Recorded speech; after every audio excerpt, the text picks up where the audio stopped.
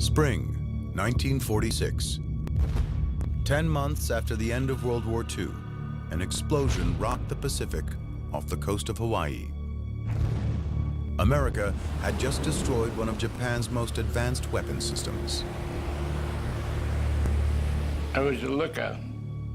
When I got to look through the periscope, it was a monster, believe me.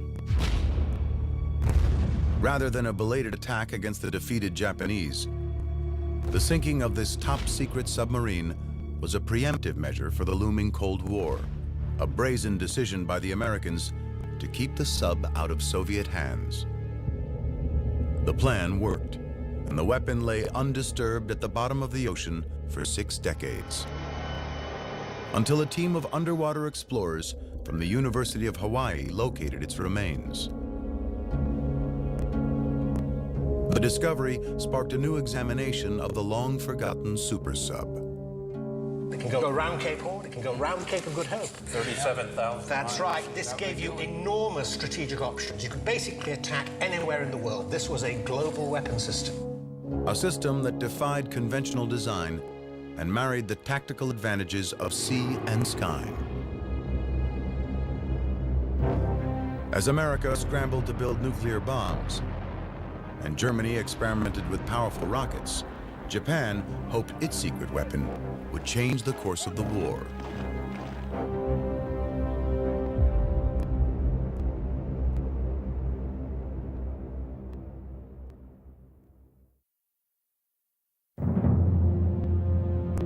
(1941). 6 months before the attack on Pearl Harbor, the Japanese Imperial Navy dominated the Pacific. The Japanese strike in December 1941 because they see it as a window of opportunity. Japan temporarily has the most powerful navy in the Pacific. Let's cash that in. The Japanese plan was simple. Hit hard and knock the Americans off balance. They believed this would force an American retreat, leaving Japan as the sole superpower in the region.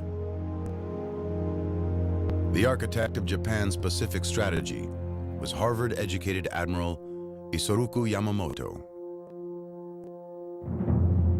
Yamamoto had mixed feelings about the campaign. In terms of his own personal opinions, he was very much against a war with the United States, which he felt was essentially unwinnable. But at the same time, in his capacity as Commander-in-Chief of the Combined Fleet, he felt he had to come up with some kind of strategy to make a Japanese war in the United States a viable proposition.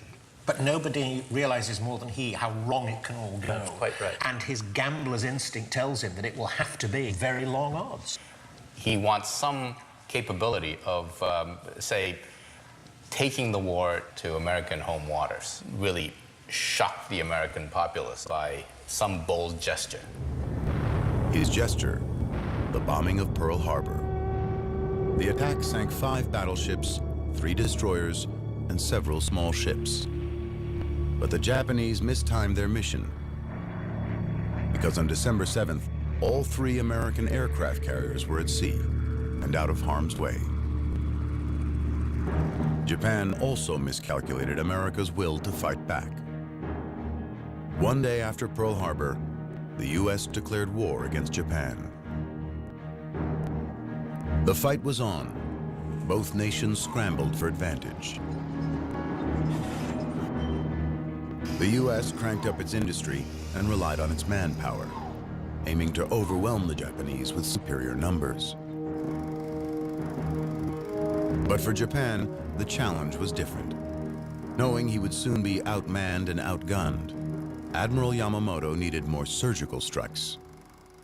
In the months following Pearl Harbor, he strategized about how to bring the war across the Pacific to America, 5,400 miles away.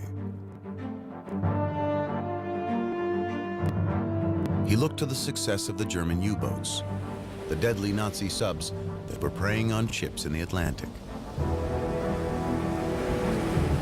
From February to May 1942, the U-boats sank 348 vessels, preventing millions of tons of American supplies from reaching Europe. Several of the ships were torpedoed within sight of New York City and Boston.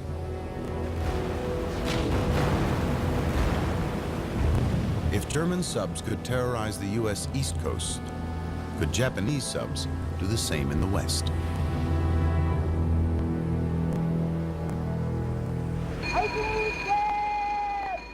To find out, Yamamoto ordered a series of test missions. He sent a sub to fire shells at a refinery in California. It didn't cause much damage, but did trigger fears of a Japanese invasion.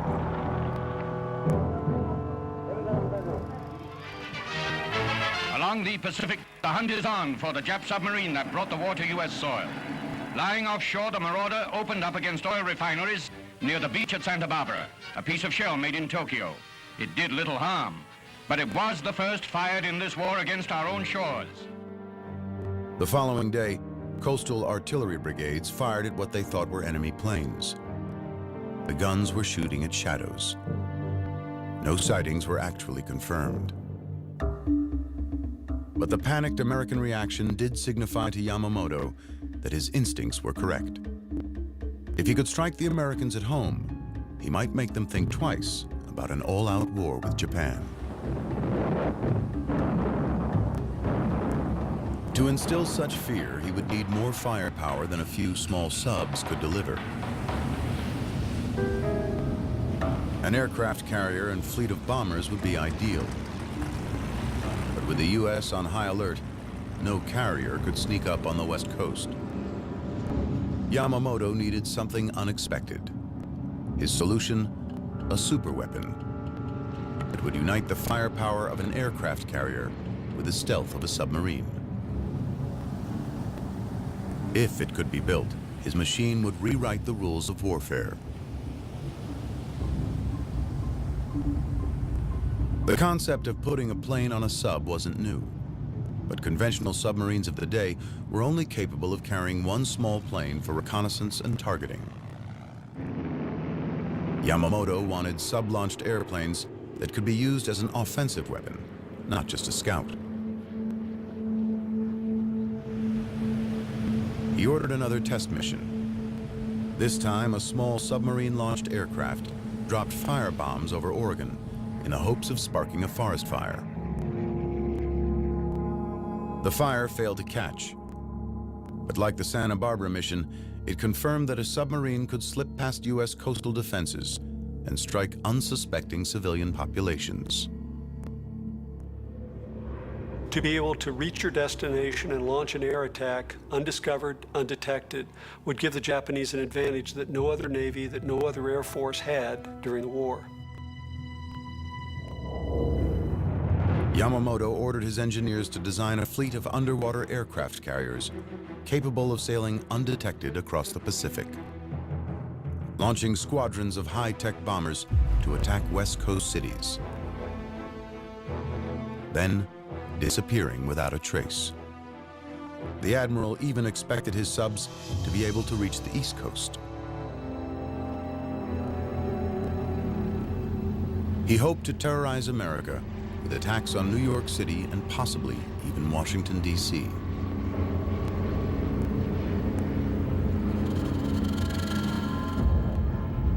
So you've got a whole potential here for attacks in the coastal area, where, of course, a large proportion of the American population is concentrated. That's right, yeah. New York City, for example. Dense concentration of population. And if you're attacking with a few tens of aircraft, as in the original plans, you could perhaps go for important communications and indeed iconic targets. The admiral named the sub the I-400 and declared it top secret. But still to be determined was whether Japanese engineers could bring Yamamoto's ambitious vision to life. Their window for success was a small one. In America, the U.S. had accelerated its own work on a superweapon that could change the course of the war. The effort was codenamed the Manhattan Project. It was headed up by Robert Oppenheimer, a professor of physics at UC Berkeley. Oppenheimer gathered the nation's top engineers and physicists, challenging them to overcome the enormous technical complexities of splitting the atom and creating an atomic bomb.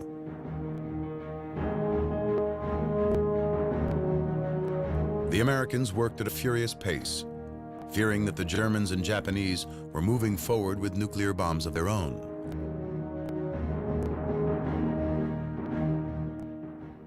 Meanwhile, Japan's super submarine was running into obstacles. In Tokyo, naval architects were struggling to find a design that could fulfill all of Yamamoto's needs. You're going to need a very large and impressive submarine indeed. You're going to have to go into new territory, in fact, as far as submarine design is concerned. The standard submarine at that time was shaped like a cigar, with a cylindrical hull up to 300 feet long. But no one knew whether that conventional design would be able to support a heavy hangar and 3 attack airplanes. You're going to need a very large hangar beginning there, moving past the superstructure, and ending up about there. What do you do with the navigational area here? You have to move it to the side of the ship and on top as well. So that's a lot bigger. These contain very large aircraft. That's not long enough. So you need a much, much longer flying off deck. And therefore you need a much, much bigger submarine. This is a transformation in the whole concept of the submarine.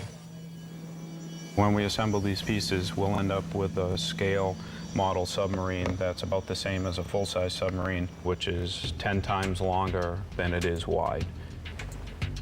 Dr. Harold Vincent is an ocean engineer at the University of Rhode Island. He has his doubts about the practicality of the design. This tube represents the watertight hangar, the 3 aircraft, and the bombs that the aircraft carried.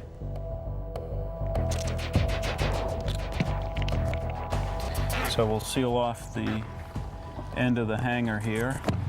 So let's see what happens when we put it in. Okay. Oh, geez. So that tilts right over with that on top. Capsizes right over and sinks. So therefore, they had to come up with some other method to be able to put a heavy hangar with all that aircraft up high out of the water. Adding the hangar to a conventional sub clearly wasn't the answer. The next seemingly obvious approach would have been to scale up the size of the central cylinder to lower the center of gravity. Well, a large single cylinder would be extremely heavy in weight, would have to have very thick walls in order to withstand sea pressure down to 300 or 330 feet. In order to hold this above the surface part of the submarine, totally stable, was simply impossible having this traditional submarine design. Tape up the other end, and then we can take these. The Japanese came up with an innovative alternative. So now we'll try this twin hull design.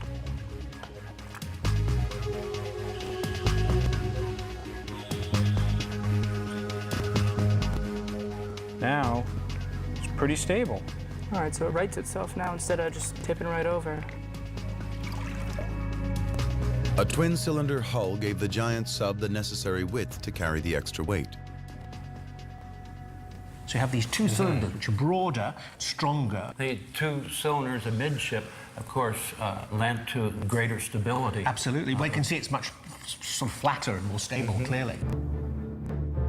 With the largest design problem solved, construction plans were drawn up for the new monster sub. The I-400 went into production in January of 1943. Yamamoto needed it fast. The Japanese were losing ground in the Pacific.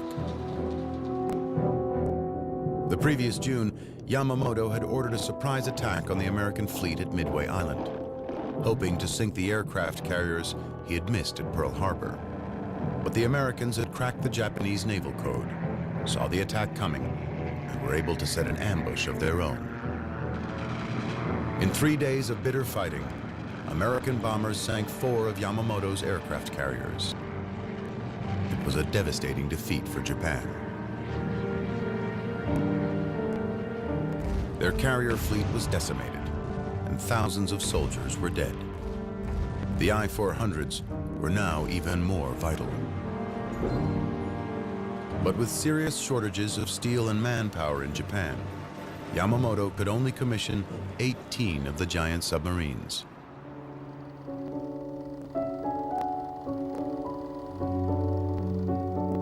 With work on the first I-400 underway, the Japanese Navy began development on the secret bomber that would be carried in the watertight hangar on the deck of the sub.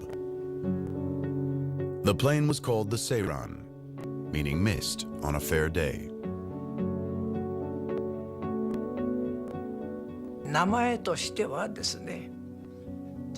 Like the name indicates, the plane would appear suddenly like a mist, carried by a submarine that would surface once it comes near a target, moving like a ninja. That is how it came to be named Seiran. This is a very poetic name. Lieutenant Atsushi Asamura is the only living member of the elite Seiran squad. At an annual Shinto ceremony, he honors his lost comrades. He still recalls the excitement of being part of the top-secret project. We were very surprised when we saw the Seiran for the first time. I thought, is this really a plane that can be loaded onto a submarine? I believe not too many people knew about Seiran, even in the Japanese Navy. Many tests and repeated experiments were done in top secret. With a maximum speed of more than 200 miles per hour and the capacity to carry a 1,700-pound bomb, the newly designed Seiran would be an intimidating warplane. But the Japanese aircraft designers first had some technical puzzles to work through. Although the I-400 was wider than any other submarine of its day, the airplane hangar was only 11 feet in diameter. Here is the hangar on the I-400 into which this aircraft has to fit. And here we have a head-on view In the of same the scale, Seiran, same in scale. the same scale. Oh dear. You know, the fuselage will fit in there, but gosh, you've got the wings, you've got the tail planes, and it doesn't fit. Exactly. To accommodate the tight quarters, the Japanese designed wings much like those on the Grumman Hellcat, the most potent aircraft carrier-based fighter in the U.S. arsenal. To minimize the Hellcat's profile for storage below decks, the wings rotated 90 degrees and folded back flat against the fuselage. The Seiran went even further.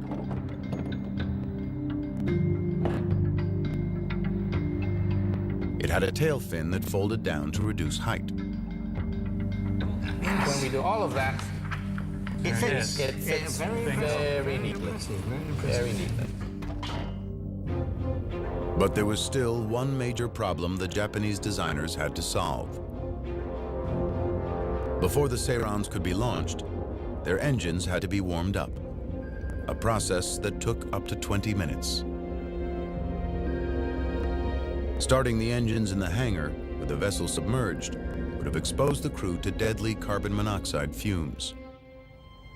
But warming the engines on the surface meant exposing the sub to radar and air attacks. Once again, the engineers needed an innovative solution.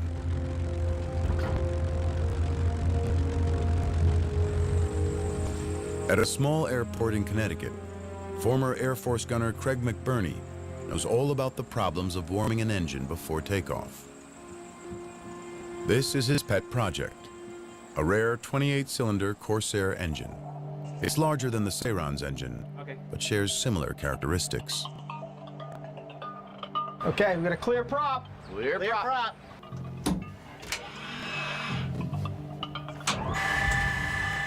As with many World War II-era aircraft, starting the engine cold is a haphazard and messy affair. Battery's off. Right about now is when we start using bad language.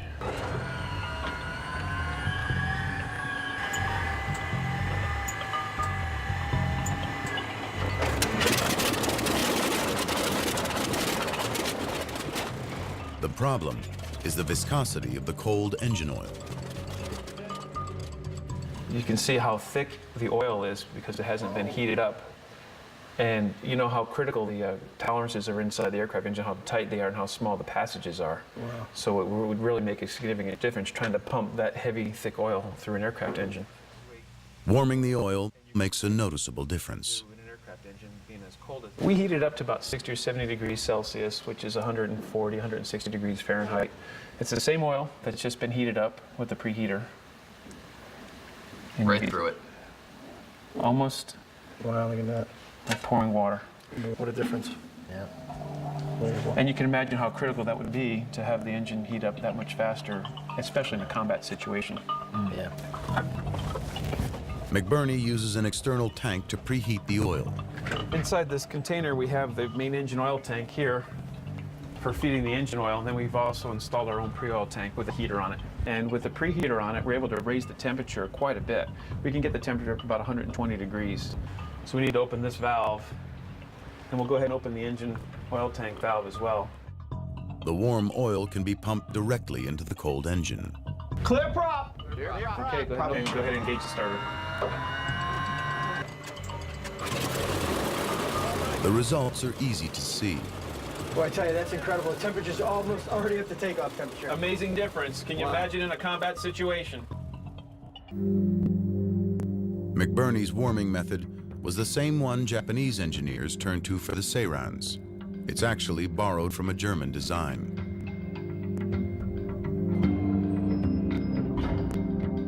With the engine oil pre-warmed, the plane could be rolled out of the hangar onto the launch ramp.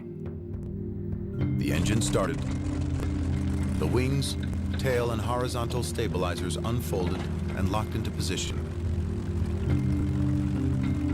The floats attached, and the Seiran launched into the air. We would train very hard, trying to shorten the time it takes for the launch, even by a second.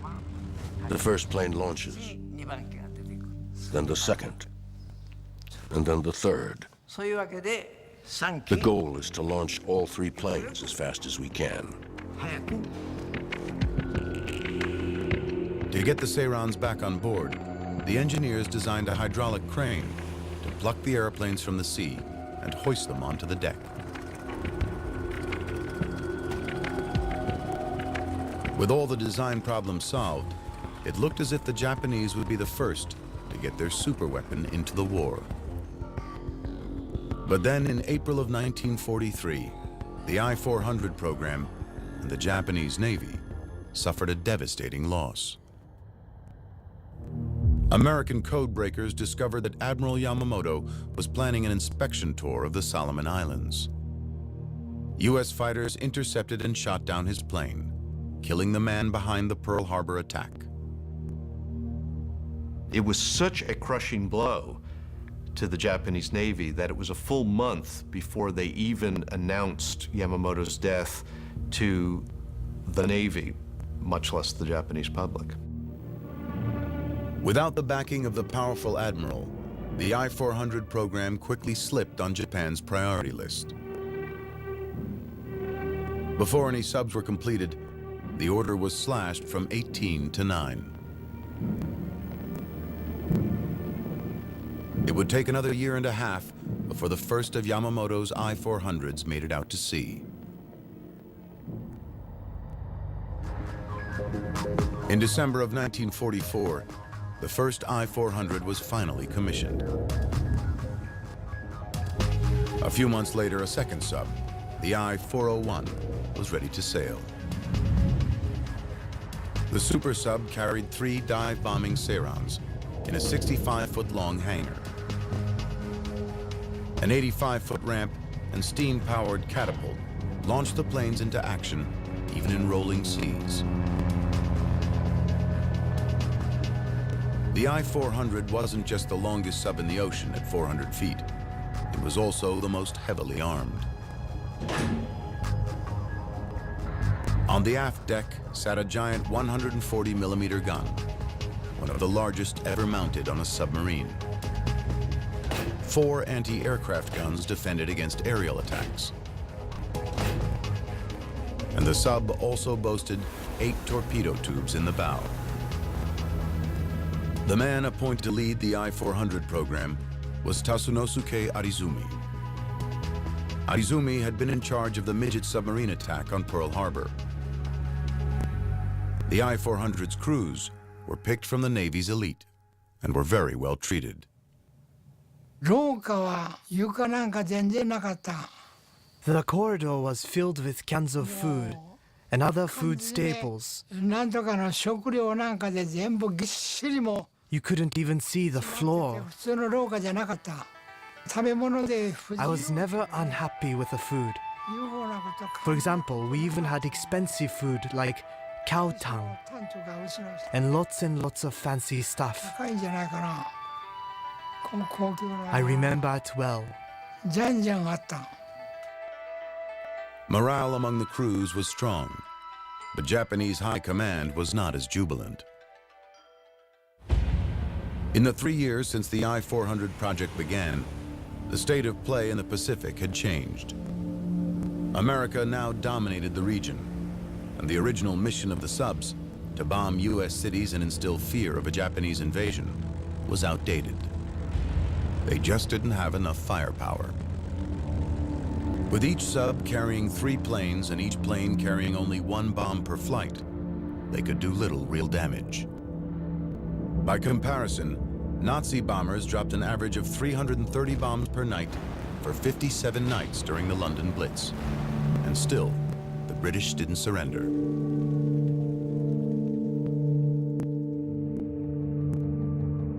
With a conventional bombing raid on U.S. cities out of the question, the Japanese needed another mission for the I-400s. They considered all options. As the Japanese were becoming frantic for any means of inflicting more pain on the United States, in an effort again to slow our advance or get us to negotiate a peace, the Japanese considered using germs against American cities. This was discussed, and the obvious means of delivering these would have been by submarine-launched aircraft, from the I-400s, from other submarines. In the spring of 1945, Vice Admiral Jisaburo Ozawa proposed a top-secret, controversial plan. He suggested using the Sairons to unleash biological weapons on the U.S. West Coast. Such an attack could kill thousands and create panic across America. Japan's biological weapons program was not new. Under the command of a military doctor named Shiro Ishii, a secret team had been experimenting on the Chinese since the 1930s. Plague-infested fleas bred in their lab had been unleashed into Chinese villages. They'd infected prisoners with anthrax and cholera. And they had injected men and women with venereal diseases. As many as 200,000 Chinese died as a result of these horrific experiments. The Japanese army was doing a lot of work on this in Manchuria, in pretty awful circumstances, actually. And certainly the Japanese Navy seems to have been interested in the use of anthrax in bombs. And the most radical elements within the Army or the Navy would advocate such a I would say, insane plan. There was little doubt that biological weapons dropped on an American city could cause enormous casualties. And so panic among the American population far more effectively than conventional bombs. But a month later, cooler heads prevailed. General Yoshijiro Umetsu of the Imperial Army canceled the operation and declared germ warfare against the United States would escalate to war against all humanity. With a biological attack off the table, the Japanese High Command found a new mission for the I-400s, an attack on a key strategic target.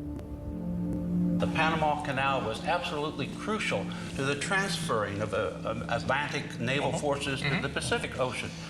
So Which is why the Japanese wanted to attack it. Well, of course, and we understood that. Any logical military scenario would want to attack the Panama Canal.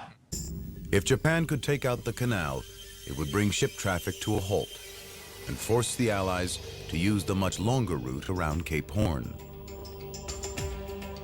Japanese military planners and intelligence experts worked together to map out the attack. Plan went something like this. That this flotilla of submarines, 4 submarines carrying 10 aircraft, would come, keeping a due distance, having come a long way across the Pacific. Yep, 8,000 miles or so, yeah. Until they come to their launch point off Ecuador. Roughly about there. And then they surface and they launch their planes, 6 aircraft, as quickly as they can. And so as to surprise the enemy completely, they go off in a completely different direction. They fly across Colombia. All 3 of them. Then they turn sharply over here. Yeah. And then suddenly, and they perhaps dive to low level, they come down here towards the canal and hit it on its northern end in the locks here. The mission would be extremely hazardous for the I-400 fleet.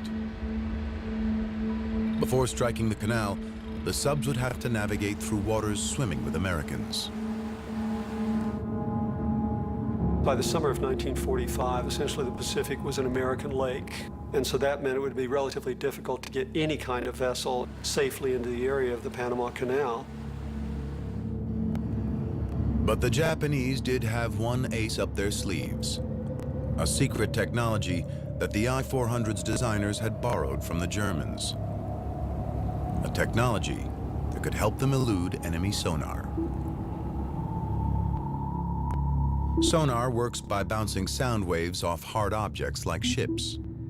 By measuring the time it takes for sound waves to travel to the target and back, the system can calculate its location. But the I-400s, like some German U-boats, were equipped with a new stealth shell designed to absorb sound waves instead of reflecting them. Called an anechoic coating, it was made up of rubber and asphalt tiles that dampened the sonar fingerprint of the subs as they slid through the water. These anechoic coatings did work remarkably well, and their details are still highly classified. For the I-400s, getting across the Pacific undetected was only step 1. Their targets, the Gatun locks on the Panama Canal, were heavily guarded by anti-aircraft guns. The Sairons could come in above the gun's range, but that would make hitting the targets almost impossible. Those locks, the walls, were incredible structures of reinforced concrete that at the base were 50 to 60 feet thick. At the top, maybe 8, 10, 12 feet thick. The gates themselves, maybe 90 feet wide. They were 6, 7, 8 feet of steel thick. But from 13,000 feet, they would have looked like just a hair from that kind of altitude. The challenge of high-altitude bombing is easy to see. When a B-29 outfitted with a World War II-era bomb sight drops a half-dozen water bombs on a stationary target in the California desert. Not a single bomb hits home. The closest lands more than 500 feet away. For a target like the Gatun locks, anything less than almost a direct hit within a foot or 2 or 3 of the target would be a waste of energy.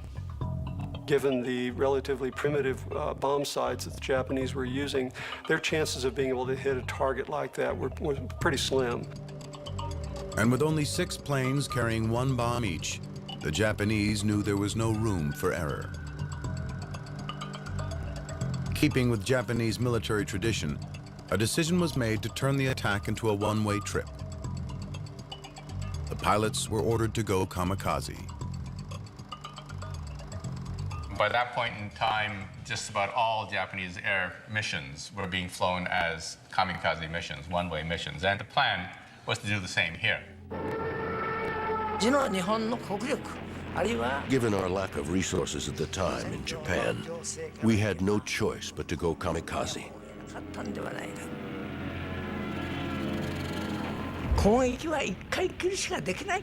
I know it is controversial. Some people are against it. But I think we had no choice at the time. We knew we probably couldn't hit the target even with multiple bombs. So going kamikaze was our only chance.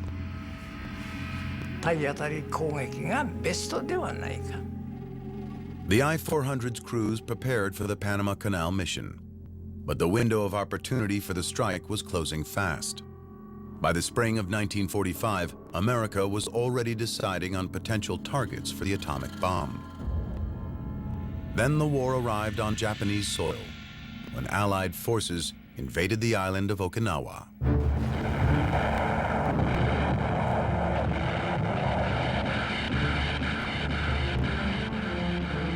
82 days of brutal fighting left more than 100,000 Japanese troops dead and thousands of aircraft and combat ships destroyed. Vice Admiral Ozawa realized that a raid on the Panama Canal would be too little too late.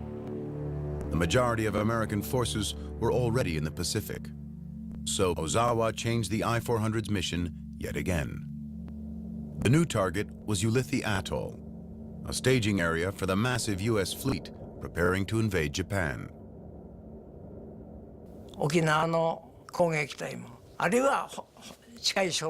Ulithi was the likely base for the units that attacked Okinawa,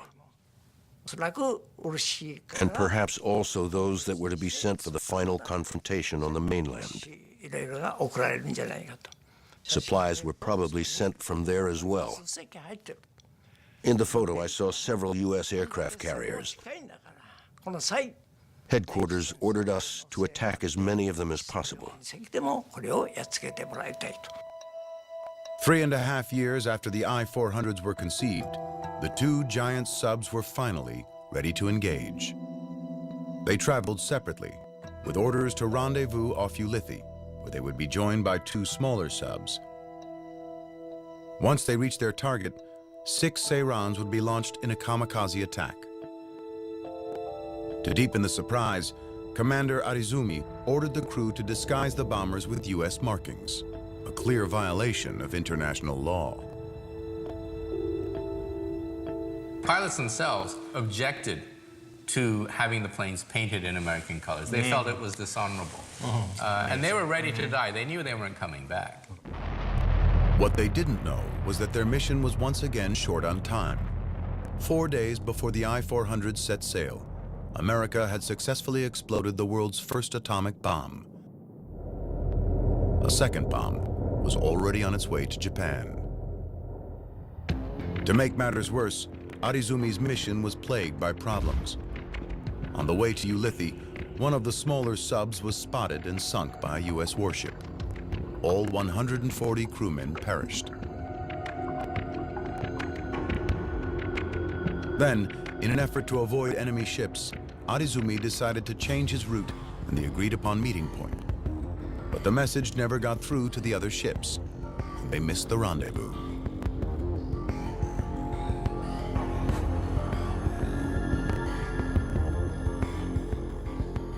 As the I-400 and I-401 scrambled to regroup and renew the attack, shocking news came over the radio.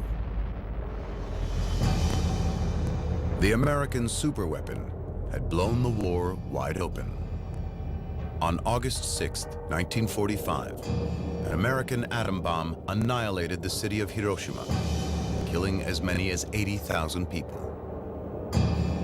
On August 9th, a second bomb decimated Nagasaki. 40,000 died, and the city lay in ruins. 6 days later, Japan surrendered to the United States.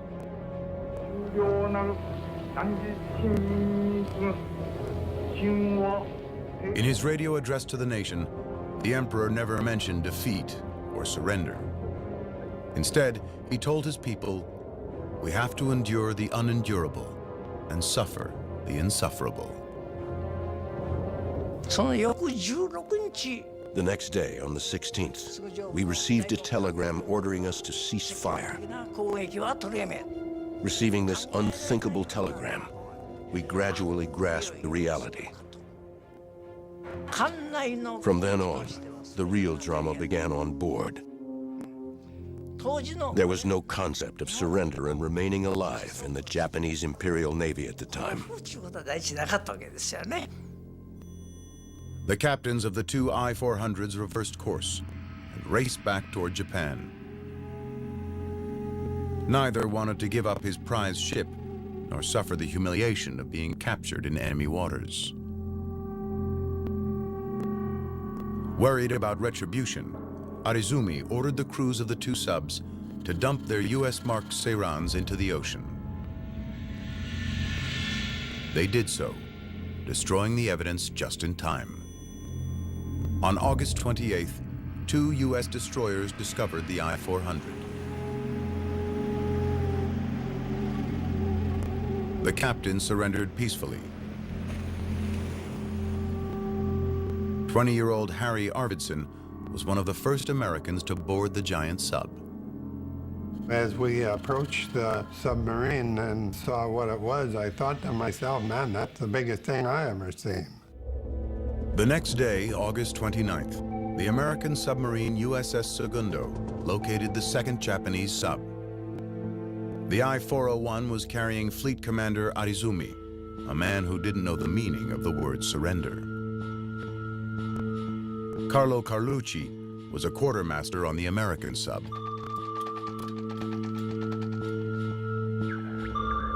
It had to be 3 or 4 o'clock in the morning, before daybreak.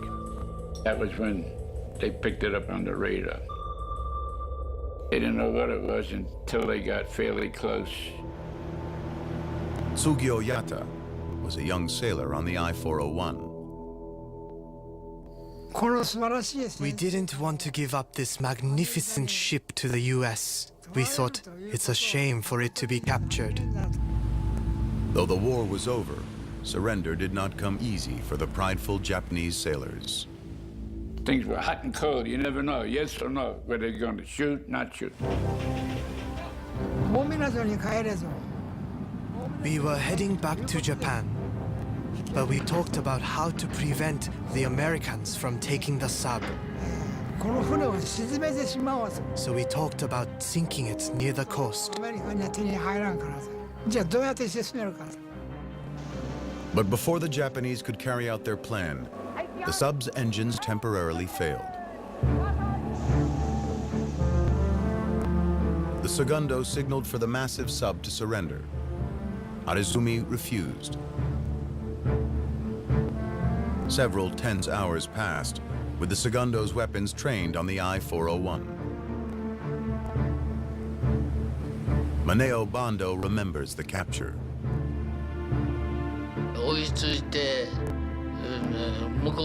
They pointed their cannons at us and ordered us to have one officer sent to their ship. We thought, what do you mean, send someone? You send someone to come get us.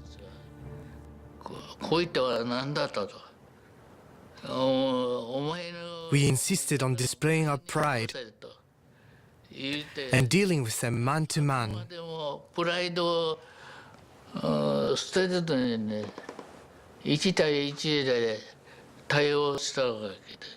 Because Bando spoke some English, he was picked to negotiate with the Americans.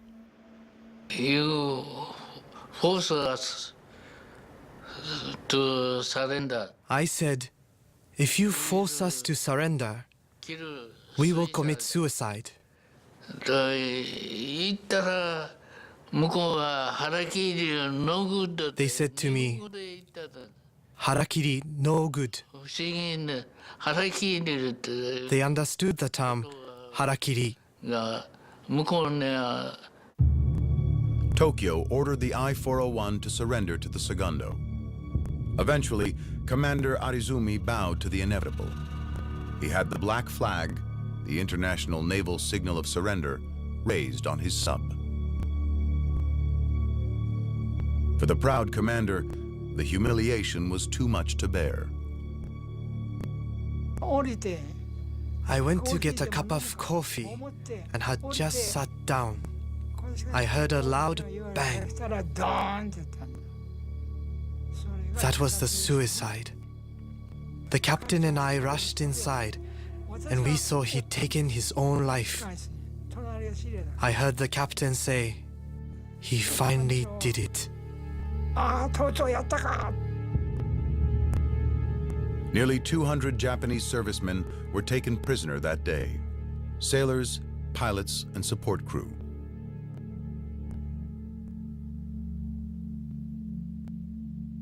The American submariners seized control of the giant sub and quickly realized it was unlike any vessel they had ever seen. For machinist Paul Whitmer, the double hull design was a particular surprise.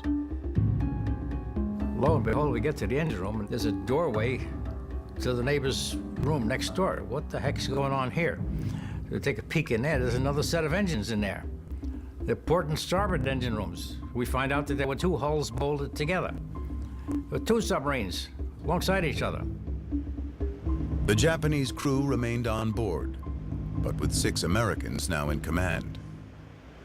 I had a 45, we all had 45s, and I had an extra clip of bullets in my jacket pocket. That's all. If I had to use it, I would have used it. Oh, it was very tense. No one trusted anybody. We didn't know what to expect. We could have been overtaken, lickety-split, because we were way outnumbered. And if they decided to dive the boat, we couldn't have got out. The Americans chained the hatches open to prevent the Japanese from diving.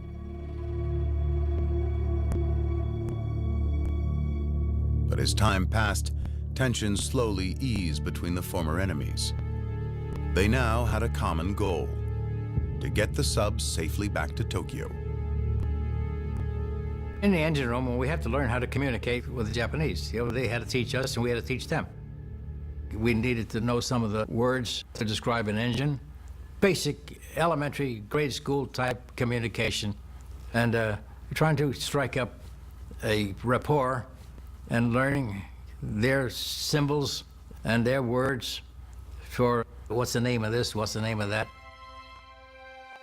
Both subs made it back to Tokyo, where the prisoners were released. For the Americans, the next step was to bring the unusual ships home for further study. In November of 1945, they departed Japan for Hawaii. They arrived in Pearl Harbor just after New Year's Day, 1946. Navy engineers immediately began inspecting and recording every detail of the super sub's design.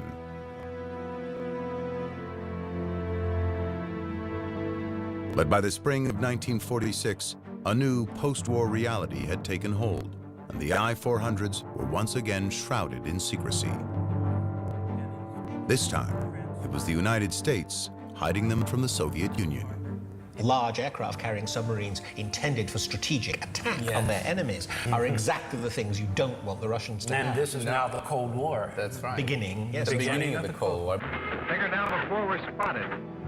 Worried that the Russians would demand to inspect the subs, the U.S. Navy made a hasty decision.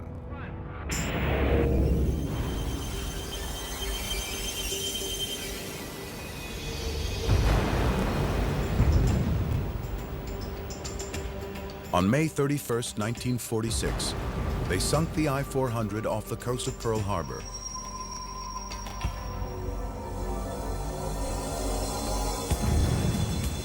Two days later, the I-401 joined it at the bottom of the sea.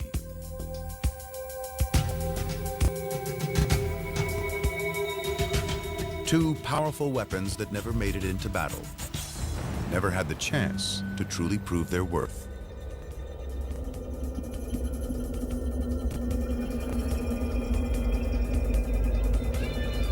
If the question is, would the I-400 operation decisively change the course of the Second World War?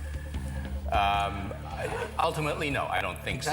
It would have made things worse in 1942, yes, but not in 1945. Correct. And Japan surrenders because of the overwhelming material superiority of the United States. The United States has got the willingness and the desire to deploy that overwhelming power. Ultimately, the I-400 arrived too late in the war to make a difference. But while its timing was flawed, its technology was ahead of its time.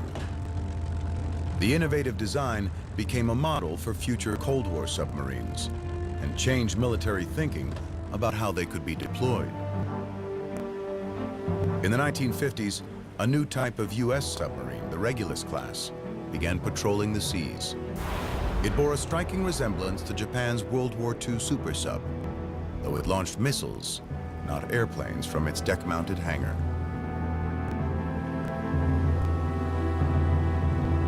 I don't believe anyone previously had looked at submarines as a means of attacking an enemy's cities.